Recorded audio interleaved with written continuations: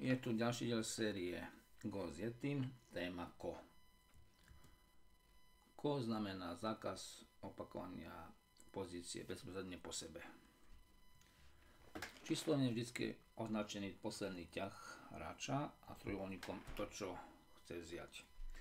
Takže čierny zahral sem, tým zajme tento kameň s trojuholníkom. A otázka je, či môže biely hneď získať späť ten zajatý kameň. Či môže zahrať znova sem. Keby zahral sem, tak sa tá pozícia opakuje, takže nie. Čierny zahral tu, tým zajme tieto dva biele kamene.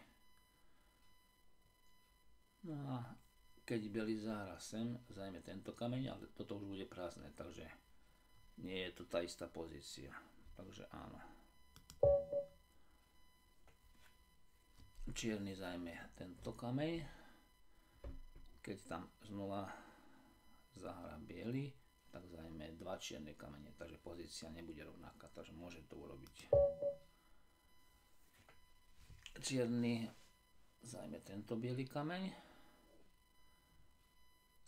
Keby tam biely šiel, tak to ani nie je možné.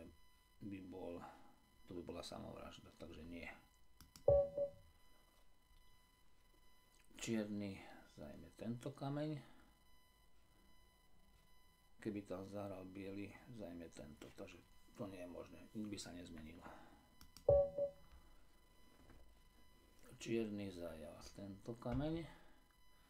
Keď tam znova zahrá biely v ďalšom ťahu, tak zajme tieto dva kamene. Takže to je možné. Téma ďalšieho videa: skupina živých kameňov.